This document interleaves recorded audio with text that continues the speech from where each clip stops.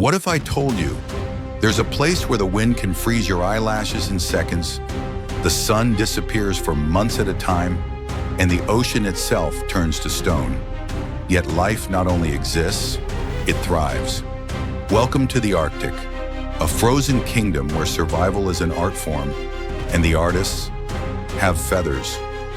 We're talking owls the size of eagles that hunt in complete darkness, ducks that swim in water cold enough to kill a human in minutes, and tiny sparrow-sized daredevils that refuse to migrate, because apparently -40 is cozy. These birds don't just live here, they've evolved into feathered survival machines. Each one is a master of cold weather engineering, natural down jackets, built-in snowshoes, and flight paths that defy logic. But here's the big question. What happens when the ice they've mastered is melting faster than ever before? Stick around, because today we're counting down 15 Arctic birds that survive where nothing else can. Some are majestic, some are adorable, and at least one could probably eat your lunch and stare you down while doing it. Let's head north, way north. Let's start with a bird so iconic. It's basically the supermodel of the Arctic. Meet the snowy owl, pure white feathers that blend perfectly with ice and snow, golden eyes that seem to see straight through you, and a stare so intense it could make you apologize for things you haven't even done yet. Snowy owls are one of the largest owls in the world. Females can weigh over 2 kilos, and their wingspan, nearly 5 feet. They're built like tanks wrapped in luxury fur coats. Fun fact, unlike most owls, snowy owls are active during the day. That's because in the Arctic summer, the sun doesn't set, and hunting in 24-hour daylight is just part of the job. Their favorite prey? Lemmings. A single snowy owl family can eat more than 1,000 in one breeding season. When lemmings are plentiful, the owls thrive. When they crash, the owls move, sometimes migrating thousands of miles south into Canada, the US, even Europe. Here's the twist. Snowy owls aren't just threatened by low lemming years anymore. Climate change is scrambling the Arctic's natural cycles, which means lemming populations are becoming less predictable. And without that steady food source, even the most powerful Arctic predator has to struggle. Add to that illegal hunting, collisions with vehicles and power lines, and loss of nesting habitat as the tundra warms, and suddenly this invincible bird doesn't look so untouchable. Still, when you see one in the wild, perched on a snowbank scanning the horizon, it's hard not to feel like you're in the presence of something ancient, something that has stared down centuries of winter and is daring the modern world to keep up. So here's your question.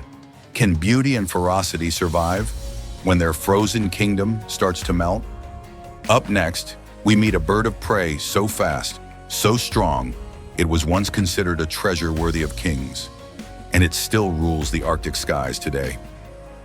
If the snowy owl is the supermodel of the Arctic, this is the gladiator. Meet the Ger Falcon, the largest falcon in the world, and an apex predator that treats sub-zero blizzards like a light breeze. With a wingspan up to 4 feet and a body built for explosive speed, the Ger Falcon can snatch a duck out of the air before the duck even knows it's in trouble. Their hunting dives aren't just fast, they're surgical. One strike, game over. They come in a range of colors, pure white, smoky gray, chocolate brown. But whatever the shade, they all radiate the same cold-blooded confidence. Fun fact, in medieval Europe, Ger Falcons were so prized that they were reserved for kings and emperors. Owning one wasn't just about hunting, it was a royal flex. Unlike many birds of prey, Ger Falcons stay in the Arctic year-round. No winter vacations. They hunt ptarmigan, ducks, seabirds, and sometimes even other raptors. Here's the twist. While they seem invincible, Ger Falcons are quietly vulnerable to a warming Arctic. As snow cover shrinks, their camouflage hunting strategy becomes less effective. And when prey like ptarmigan and waterfowl shift their ranges north, even the Ger Falcon has to work harder for every meal. On top of that, human disturbance, like mining, oil exploration, and even drone activity, can disrupt their nesting sites on remote cliffs. They're not endangered yet, but like any top predator, If the base of the food chain wobbles, they feel it fast. Still, there's nothing quite like seeing a Ger Falcon in full flight, a living missile of muscle and feathers, cutting across a frozen horizon. So here's your question. If the king of falcons loses its throne, who takes its place? Up next, we meet a duck with the warmest down in the animal kingdom. So warm, it's been coveted by humans for centuries, and it's all made by mom. Let's take a break from the talons and teeth and meet a bird that survives the Arctic winter by being the coziest thing on the planet. This is the common eider, a chunky sea duck with a black and white tuxedo for the males, or soft brown camouflage for the females. But the real star here isn't the feathers you see, it's the feathers you don't see. Eider down, the warmest natural insulation known to humans. It's so light and soft that it's been called feather snow, and every single bit of it comes from the mother duck herself. Fun fact, female eiders pluck this super down from their own chest to line their nests.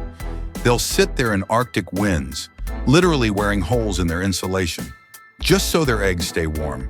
That's parenting on hard mode. Eiders spend their lives in frigid coastal waters, diving for mussels, clams, and other shellfish. They can stay underwater for more than a minute, using their big webbed feet as paddles. Here's the twist. For centuries, humans have collected eider down for luxury bedding. In some areas, it's done sustainably. Farmers protect nesting colonies and take the down only after chicks leave. But in others, overharvesting and habitat disturbance have caused major declines. And now warming oceans are changing the shellfish populations they depend on. Less ice means more storms, which can wipe out entire nesting sites in a single season. So yeah, these ducks look like they're just bobbing happily in the waves, but their Arctic home is shifting under their feet. Still, there's something magical about an eider colony. Hundreds of soft cuckoo calls blending with the sound of the surf, like the Arctic's own lullaby. So here's your question. Would you give up the world's warmest blanket to make sure the bird that made it survives?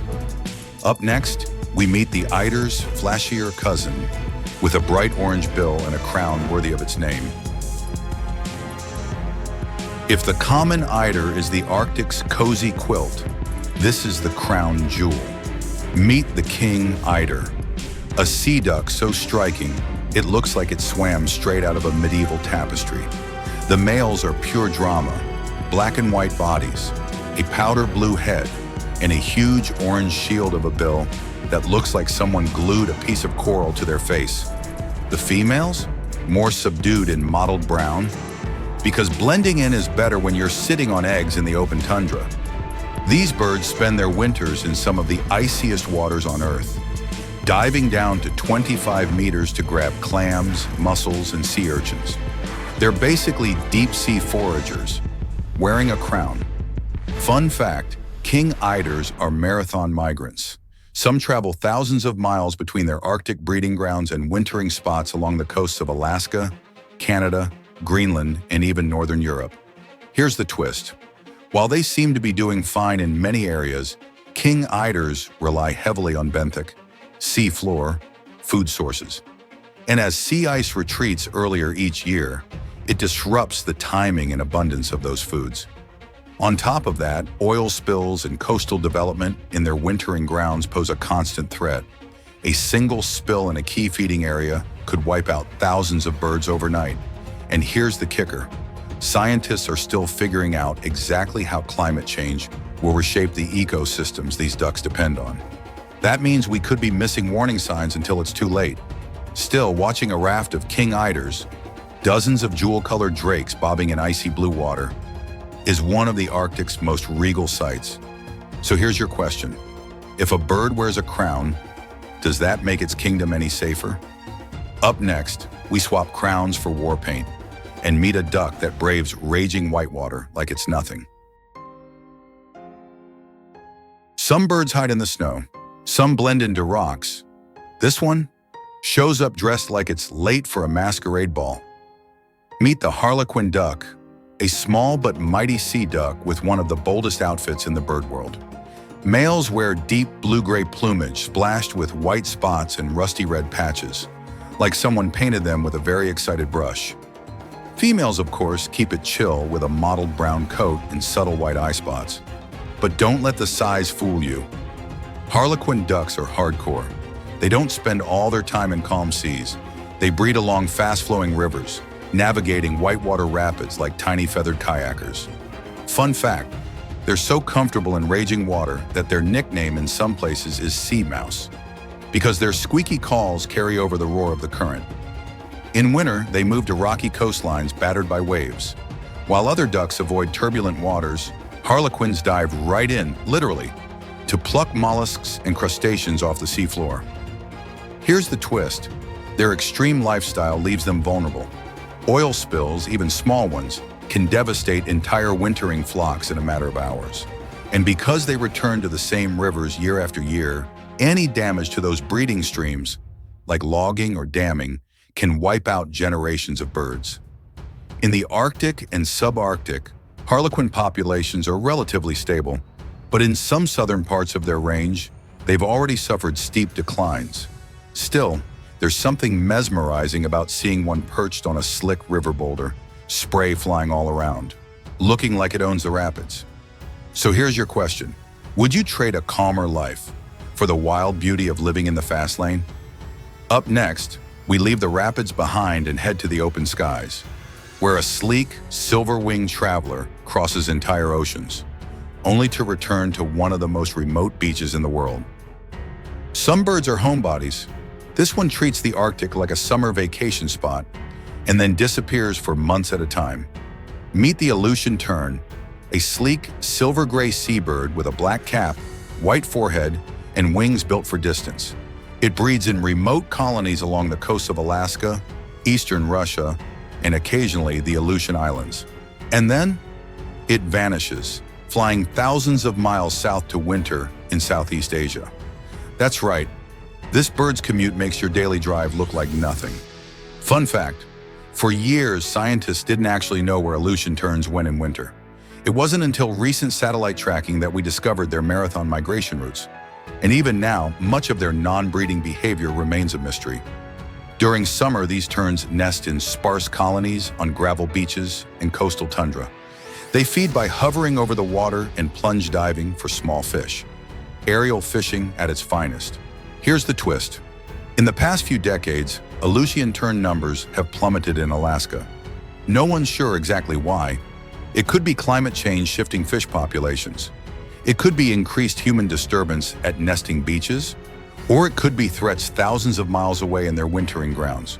That's the tricky part about migratory birds. Protecting them means protecting every single stop on their route. Miss one link in the chain, and the whole migration can collapse. Because they breed in such remote areas, it's easy to assume Illutian terns are safe. But remoteness isn't the same as invincibility, especially in a rapidly changing Arctic. Still, seeing one wheel and dive against a backdrop of glaciers is a reminder of how the Arctic connects to the rest of the planet, one fragile wingbeat at a time. So here's your question. If a bird belongs to two worlds, what happens when one of them disappears? Up next, we meet a seabird that lives in the shadow of glaciers, so tied to the ice that when it melts, its home quite literally vanishes. Some birds live in forests, some live in fields. This one picks real estate right next to a glacier. Meet the Kitlitzs Merurlet, a small secretive seabird mottled in gray and buff, so perfectly camouflaged against rocky, ice-streaked slopes that you could be looking right at it and never know. They're built for life on the edge, literally. During summer, they nest on bare mountain slopes near tidewater glaciers, sometimes miles inland from the sea. The chicks hatch in a world of snowmelt streams and grinding ice. Fun fact, unlike most seabirds, Kitlitzs Merurlets don't gather in noisy colonies. They nest alone, far apart, making them one of the most solitary seabirds on the planet. They feed on small fish and plankton, diving in frigid, glacier-fed waters so cloudy with silt you'd think nothing could survive there. But that murky meltwater hides rich food webs these birds depend on. Here's the twist. They're tied to glaciers in a way that's becoming dangerous. As climate change melts Arctic and subarctic ice at record speeds, Kitlitzs Merurlets are losing both their nesting habitat and their feeding grounds. In Alaska, some populations have dropped by more than 80% in recent decades. The problem isn't just the loss of ice, it's the chain reaction. When glaciers retreat, the silt-filled waters clear, changing the plankton communities, which changes the fish supply, which leaves the merlets hungry. And because they're so hard to study, we might not fully understand the damage until it's too late. Still, spotting one, a tiny speckled bird bobbing on the steel-gray water with an iceberg in the background, feels like you've stumbled on a secret from another time. So here's your question. If your whole life was built around ice, how would you adapt when the ice was gone? Up next, we meet a bird with a clown's face, a fisherman's skill, and a flair for the dramatic during breeding season. If Arctic birds had a fashion show, this one would own the runway. Meet the Horned Puffin, a seabird with a black back, white belly, and a beak so colorful it looks like it was designed by a cartoonist.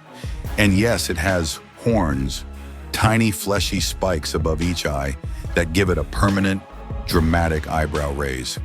They spend most of their lives at sea, gliding low over frigid waves and diving after fish with precision.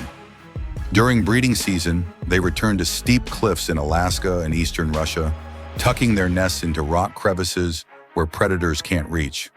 Fun fact, that bright beak, it's actually seasonal. Outside of breeding season, the puffin's bill loses much of its neon color, going from tropical vacation to business casual. Horned puffins are expert fishermen. They can dive more than 30 meters, 100 feet deep, using their wings like flippers to chase down sand lance, herring, and capelin. They often come back to the nest with several fish crosswise in their beak. Because why make two trips when you can make one? Here's the twist. While their populations are stable in many places, horned puffins face threats from oil spills, plastic pollution, and shifting fish populations. As Arctic waters warm, the small forage fish they depend on are moving or declining, forcing puffins to fly farther and dive deeper to feed their chicks. They're also vulnerable to introduced predators. Rats and foxes brought to islands can wipe out entire colonies in just a few years. Still, watching a puffin in flight, stubby wings beating furiously, colorful beak glowing against the sea, is one of the Arctic's purest joys. So here's your question. If a bird wears a mask, is it hiding or just showing its truest self? Up next, we meet this bird's Atlantic cousin, equally charming, equally skilled, but living on the opposite side of the Arctic Circle. If the horned puffin is the Pacific's clown prince, this is the Atlantic's answer. And honestly, it might win on charisma alone. Meet the Atlantic puffin, black back, white belly, bright orange legs, and a beak painted in sunset colors. It's the kind of bird that makes you smile just by existing. They breed in huge colonies on cliffs and grassy slopes across Iceland, Norway, Greenland, and parts of eastern Canada. During the summer, the air is filled with the sound of wings as puffins commute between their burrows in the open ocean, beaks stuffed with shimmering fish. Fun fact, an Atlantic puffin can carry multiple fish in its beak at once, sometimes over a dozen, thanks to a special hinge in its jaw that lets it hold one fish while catching another. It's basically the multitasking champion of the seabird world. Puffins spend most of the year far from land, riding North Atlantic storms like it's nothing. But here's the twist. In many places, puffin populations are plummeting. Rising sea temperatures are shifting the distribution of their favorite prey, like sand eels, making it harder to find enough food for their chicks. Add in threats from overfishing, plastic pollution, and severe storms during breeding season, and even these cheerful-looking birds face an uphill battle. Some colonies, like those in Iceland, are still strong, but others, especially in the UK, have seen steep declines. Conservation projects are now tracking their foraging routes and protecting key feeding grounds. But the challenge is global. You can't save the puffin without saving the ocean. Still, there's something unforgettable about seeing one land awkwardly on a cliff, trip over its own feet, and then shake it off like, yeah, I meant to do that. So here's your question. If the ocean's most charming bird starts to vanish, will people notice fast enough to help? Up next, we leave the puffins behind and dive with a bird built for depth, one that can reach farther underwater than almost any other Arctic seabird. If puffins are the comedians of the Arctic, this bird is the deep-sea diver who takes its job way too seriously. Meet the thick-billed Murray, a sleek, black and white seabird with a dagger-shaped bill, built less for show and more for pure efficiency. These birds nest in massive cliffside colonies, thousands of them packed shoulder to shoulder, each guarding a single pear-shaped egg bounced directly on bare rock. Yes, bare rock. The egg's shape keeps it from rolling off, because evolution has a sense of humor. Fun fact, thick-billed Murrays are among the deepest diving flying birds on Earth. They can plunge more than 150 meters, 500 feet, below the surface in search of fish and squid, holding their breath for up to 4 minutes. They spend most of their lives at sea, riding Arctic swells and diving in frigid water like it's no big deal. Here's the twist. Like many Arctic seabirds, their fate is tied to sea ice. They rely on cold water ecosystems rich in the small fish they hunt. As warming waters push those fish farther north or deeper, Murrays have to travel longer distances and dive more often to feed their chicks. In bad years, entire breeding seasons can fail. Chicks simply starve before they can fly. They're also vulnerable to oil spills and entanglement in fishing nets. And because they nest in such dense colonies, one disaster, like a storm surge or disease outbreak, can wipe out thousands in a single blow. Still, standing at the base of a moray cliff, hearing the constant roar of calls and wing beats is like stepping into another world, a living wall of Arctic life clinging to the edge of the continent. So here's your question. How deep would you be willing to go to keep feeding the next generation? Up next, we meet a duck with a tail like a ribbon, a voice like a yodel, and a knack for diving that rivals even the Murs. If Arctic birds had a style award, this one would win Best Accessory every time. Meet the Longtailed Duck, a small sea duck with a tail so long and elegant on the males, it looks like it was designed by a fashion house. In summer, they wear crisp black and white patterns.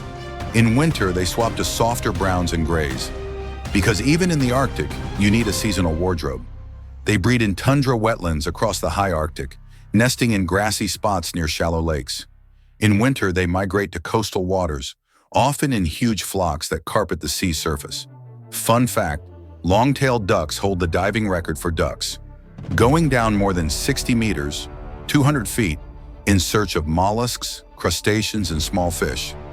That's deeper than most human scuba divers go without a tank. They're also talkative. Their call is a 3-part yodel that echoes across icy bays, earning them nicknames like Old Squaw in older field guides. Here's the twist. These ducks are highly vulnerable to changes in both their breeding and wintering grounds. Oil spills, gill nets, and habitat loss are all threats. But so is the rapid shift in Arctic climate. Earlier snowmelt can change wetland conditions before nesting is complete, while warmer coastal waters alter the availability of their prey. In parts of Europe and Asia, long-tailed duck populations have crashed, leading to international conservation efforts. Yet in many places, they're still overlooked, perhaps because they spend much of their time far offshore, out of sight and out of mind. Still, seeing a drake in full breeding plumage, tail streaming behind him like a ribbon in the wind, is a reminder that elegance can survive even the harshest winters, at least for now. So here's your question. Does beauty make us care more, or just notice sooner when it's gone? Up next, we meet a predator with the face of an owl, the posture of a hawk, and the audacity to hunt in broad daylight, even at 40 below. Some owls are masters of the night. This one owns the day. Meet the northern hawk owl, a long-tailed, slim-winged owl that looks suspiciously like a hawk and hunts with the same bold, high-speed style. It's the Arctic's daytime assassin, built for spotting prey from insane distances in wide-open tundra and boreal forest. With piercing yellow eyes and mottled brown and white plumage, it can blend into a snow-dusted spruce tree so perfectly you might walk right past it if it doesn't swoop down first. Fun fact, northern hawk owls can spot a small mammal from half a mile away. That's the kind of eyesight that would make even an eagle jealous. They hunt mostly by sight, perching high and scanning for voles, lemmings, and small birds.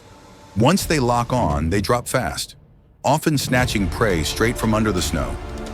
Here's the twist. While they're fierce hunters, northern hawk owls are surprisingly vulnerable to changes in small mammal populations. When vole and lemming numbers crash, something that's becoming less predictable in a warming Arctic, these owls may fail to breed entirely. They also need large tracts of unbroken forest for nesting, often taking over old woodpecker holes in dead trees. Logging, wildfires, and human development are chipping away at those habitats, especially at the southern edges of their range. Despite their power, they're often more approachable than other owls, sometimes perching right along roads, watching passing cars like they're considering the aerodynamics. Still, seeing one in the wild, feathers fluffed against the cold, eyes locked on some invisible target, is a reminder that survival in the Arctic is about skill, patience, and precision. So here's your question. If you could see the smallest details from half a mile away, what would you notice first? Up next, we swap talons for snowshoes and meet a bird whose wardrobe changes with the seasons. The Arctic's own master of disguise. Some Arctic birds survive by flying away from winter. This one survives by becoming winter. Meet the willow grouse, a plump, chicken-sized bird with feathered feet and a talent for seasonal fashion changes.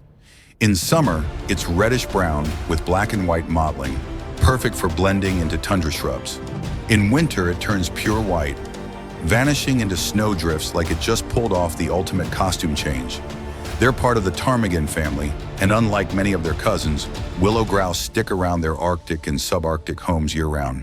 No migration, no vacations, just snow, shrubs, repeat. Fun fact, they grow feathers all the way down to their toes in winter, like nature's built-in snow boots. These feathered feet not only keep them warm, but also help them walk on top of snow without sinking. Willow grouse feed mostly on buds, twigs, and leaves in winter, switching to berries and insects in summer. Their ability to survive on low-quality winter food is legendary. But here's the twist. They rely heavily on camouflage to avoid predators like foxes, raptors, and humans. When snow cover arrives late or melts early, that white winter coat can suddenly turn into a neon eat-me sign. Climate change is making those seasonal mismatches more common, which means camouflage is becoming less reliable. In some areas, hunting pressure adds another layer of risk, especially where grouse are valued as game birds. Still, a willow grouse in full winter plumage, perched in a snowy willow thicket, is one of the Arctic's quietest and most perfect sights. A reminder that sometimes survival is about patience and invisibility. So here's your question. If blending in stopped working, how would you change to survive? Up next, we leave the snowbanks for icy lakes to meet a sleek diver with a haunting call and a splash of color that only appears in summer. If the Arctic had a soundtrack, this bird would sing the opening track. Meet the red-throated loon, a sleek, silver-gray diver with dagger-like bill and a patch of rich brick red on its throat during breeding season. In winter, the red fades away, but in summer it glows like a beacon against the tundra sky. They're the smallest and lightest of all the loon species, which gives them a unique advantage. They can take off from small ponds and lakes. That means they can nest in places where bigger loons simply can't land.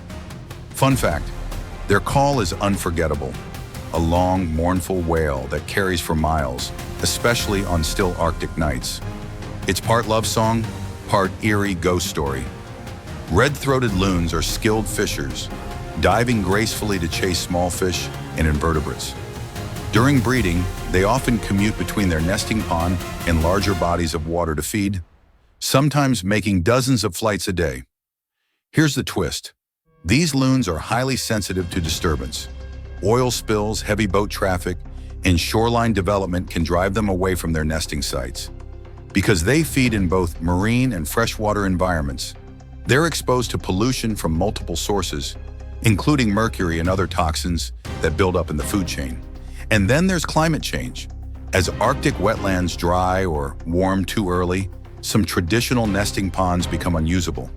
Even subtle changes can mean abandoned nests or fewer chicks fledge. Still, seeing one lift off from a mirror-still pond, wings beating just above the water, red throat catching the evening light, is one of the Arctic's most hauntingly beautiful moments. So here's your question.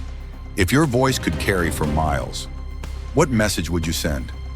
Up next, for our final bird, we meet a ghost in pure white, a scavenger, a survivor, and a winged shadow that follows the sea ice wherever it goes. Some Arctic birds wear camouflage. This one is the snow.